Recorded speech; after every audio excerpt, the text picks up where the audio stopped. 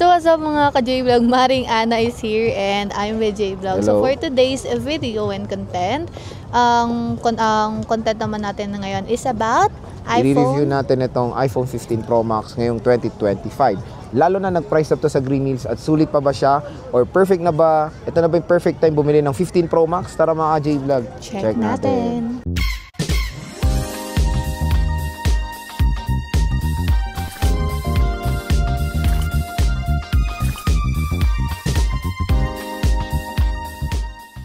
So yan, kung makikita nyo naman, ibang aming ambience. So nasa vacation mode kami, pero kahit nasa vacation mode is edit mode tayo dito.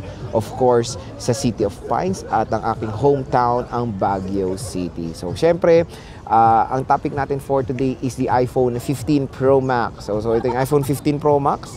Ayan siya. Ano natin to, pag-uusapan natin kung ito na ba yung perfect time bumili dahil syempre nag-price up na to. At lumabas ng iPhone 16 Pro Max.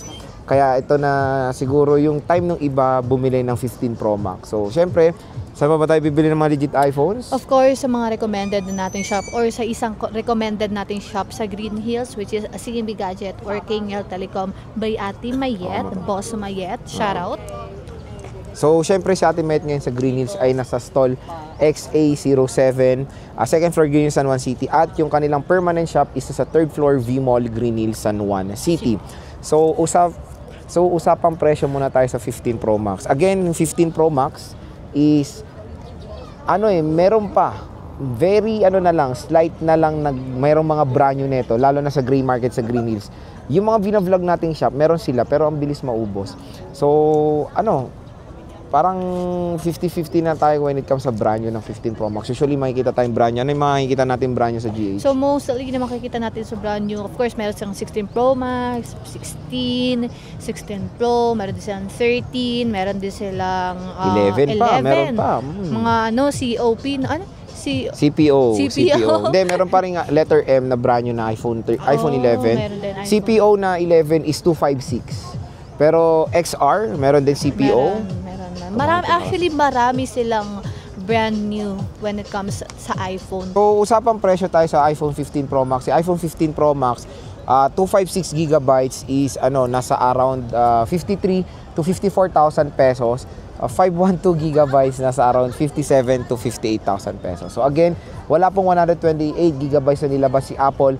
When it comes sa 15 Pro Max, saan ulit merong 128? So, ang 128 is sa 15 Pro. So, yun nga, parang nare-realize na rin ni Apple na maliit na 128. Oo, kasi di ba previously yung mga past na iPhone like 11, mga ganyan, 64 gig meron sila. And then, siguro na-realize ni iPhone na maliit na masyado yung 64 gig. And then, they decided to create 128 gigabytes. So ngayon, present na sobrang dami ginagawa ng tao like Reels, apps, video pictures. Hindi na sapat yung 128 gig. So sabi siguro nila mag 256 tayo. Ganun. At yun nga, yung iOS 18 kasi ngayon is sobrang laking kumain ng storage, di ba? Malaki na din talaga yung iOS 18. So, eto na, ayun nga, patagal is yung 120 gigabytes palit na palit. Pero syempre, 120 gigabytes sa ibang mga consumers is enough pa naman. Kung hindi kayo mga power hungry, tulad na lang ng mga casual users lang, yung calls and text, yung panay picture lang ng like konti. social medias lang, like social media platforms, mga ganyan, Reels, yung mga ganyan, yung mga maliliit lang na gigabytes yung makukonsume. But if, kayo, like nag-hard yung, kasi doon, heavy user kayo when it comes sa phone, I suggest na go for 256 na. Kasi mas maganda talaga ang 256 gigabytes. Lalo na sa amin, na nagva-vlog or nagko-content. For example, kami, yun nga, parati kami nagvo-vlog. 120 gigabytes, parang isang linggo lang namin yan, puno na agad yan. Although, meron tayong option to go cloud. Cloud storage ng Apple, you can subscribe 50 pesos for additional 50 gigabytes. Yan yung pinaka-minimum. Pero again, kung meron naman kayong option to go, I think the best minimum storage pag magvo-vlog kayo, maglalaro ng games, 256 na talaga. Oo, 256 na talaga. So, syempre, usapang build quality naman tayo sa iPhone 15 Pro. So, si iPhone 15 Pro mga J-Vlog is, ano na to? So, si iPhone 15 Pro Max Pro Max ay Titanium na. Titanium. Titanium. Look at that quality. Color. Color ba? ang Natural pinag-usapan? titanium Natural yan, oh. titanium yung available. Meron kaming color ng 15 na Pro Max. Pero meron silang ibang variant when it comes sa color. So, meron silang White titanium, blue titanium, and of course, the black titanium. black talaga yung pinakagusto ko na. Pero syempre, ito yung special color ni Apple when it comes to 15 Pro series, the natural titanium. 16 Pro Max ngayon is the desert titanium. Yun Yung naman gold. yung gusto ko, yung desert. Binalik nila yon. So, syempre, when it comes to 15 Pro Max and 16 Pro Max, to be honest, hindi naman sila ganun nagkakalayo when it comes to performance, camera performance, and of course, the design. So, yun nga, when it comes sa camera, meron tong triple rear camera system. So, meron siyang 48 megapixel main, 12 megapixel ultra-wide camera, and 12 megapixel telephoto lens with LiDAR scanner. Both rear at front camera ay support ng 4K video recording. Syempre, maganda rin sa 15 Pro Max is of course the cinematic mode. Di ba? Yan, maganda yung Maganda talaga na create ni Apple is yung cinematic. Yes. And abangan nyo na rin siyempre si Maring Ana is kaka-camera review mo rin to. Yes. Siyempre. Pero ikaw, si Maring Ana kasi is user siya ng 15 Pro. So, ano yung parang decision factor mo when it comes sa pagpili sa 15 Pro and 15 Pro Max? Kasi syempre, iba, mas gusto 15 Pro Max, mas malaki screen size and battery. Ba't nag 15 Pro ka? Well, hindi naman kasi ako masyadong fan ng mga malalaking screen size actually. Pero kasi, aside from that, same lang din naman kasi sila ng chipset. Same lang din sila ng ibang specification. Aside from size talaga. So, since meron naman akong 14 plus, meron akong malaking phone, hindi ko na kailangan ng additional malaking phone. Kasi, bukod sa mabigat na yon, hindi ko na kayang ilagay sa napakaliit kong bag. So, I decided na mag 15 Pro na lang kasi nga, pocket size kasi siya. So, anytime, pwede ko siyang ibulsa lang, gano'n. Hindi ako mag-aalangan na baka biglang i-pickpocket, gano'n. Or ilagay na lang siya bigla sa bag. So, yun lang naman. Kaya yun nga sabi ko sa inyo mga ka-J-Vlog sa mga previous review when it comes sa mga base model, nasa preference talaga ng consumers yan when it comes sa screen. So, meron mga consumers na gusto lang yung maliit na screen size, meron consumers na gusto yung malaking screen size or yung top of the line, di ba? Siyempre, ang advantage of course ng 15 Pro Max is of course the large display. Napakalaki, 6.7 inches, Super Retina XDR OLED display, and larger battery. Kung gusto nyo ng napakunat na battery, siyempre go sa Pro Max kayo. Dahil ang laki ng difference ng 15 Pro at 15 Pro Max sa battery performance. Pero again, 15 Pro, hindi naman sa'yo, mabilis mamalobat yung 15 Pro mo. Hindi naman siya mabilis malobat actually. Kahit na nag-video ako doon, nanonood ako ng TikTok, Reels, mga ganun. Hindi naman siya agad nalolobat. Okay. So yun mga ka-J-Vlog, sobrang na lang. Kumbaga, ang SRP neto nung year 2023 is nasa around 84,000 pesos sa mall, 256, 84 to 90 plus. Biruin mo ngayon ng pre-love na lang is 53, 54. Laki rin ng binaba. Oo, tapos kudas nyo pa yun.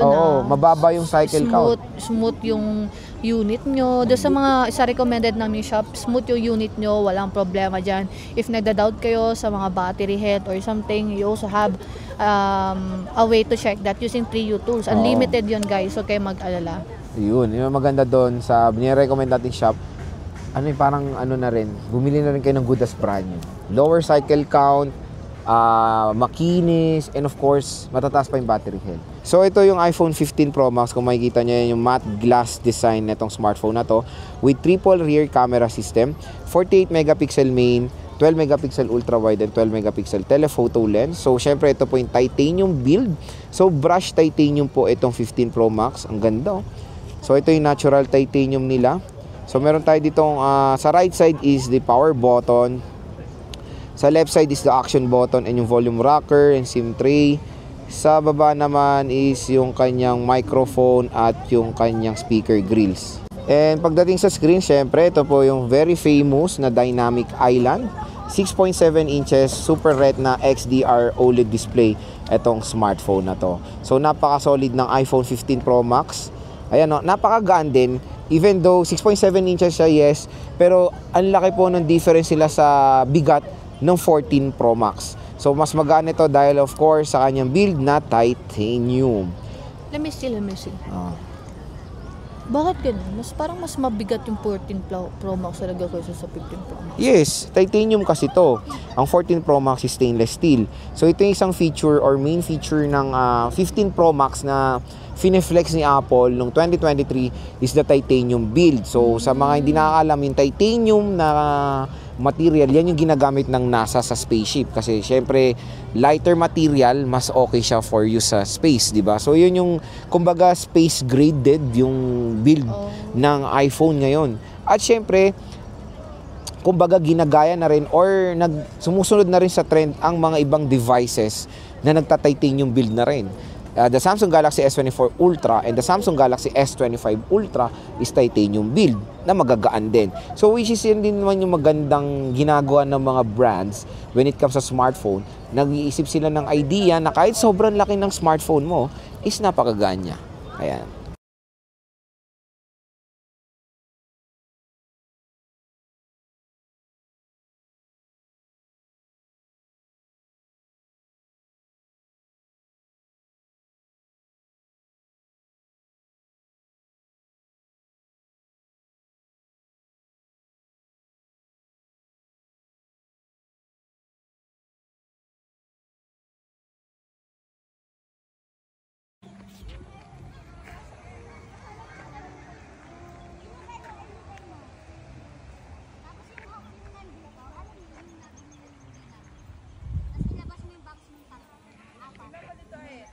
Ha?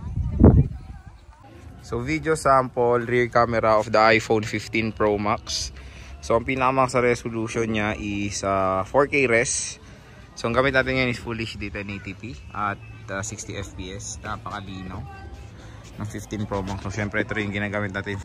So video sample front facing camera of the iPhone 15 Pro Max. So ang pinakamax sa resolution is 8K pero ang gamit natin is 4K res. Ayan, napakalinaw itong iPhone 15 Pro Max. Grabe init, sobra.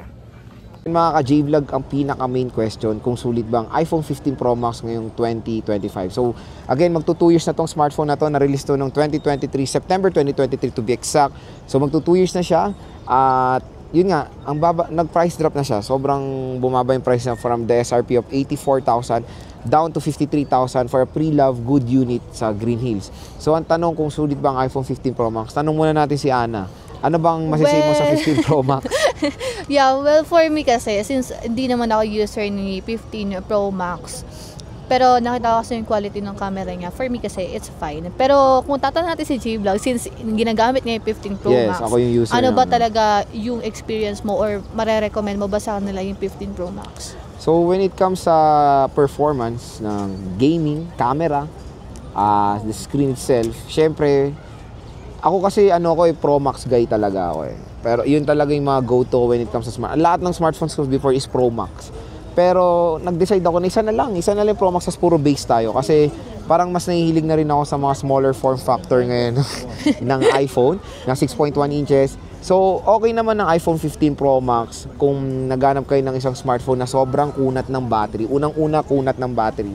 Magandang camera performance and of course large display. Yan din kasi yung binibili ng ibang consumers when it comes sa Pro Max compare sa Pro, yung display, yung screen size at of course yung battery.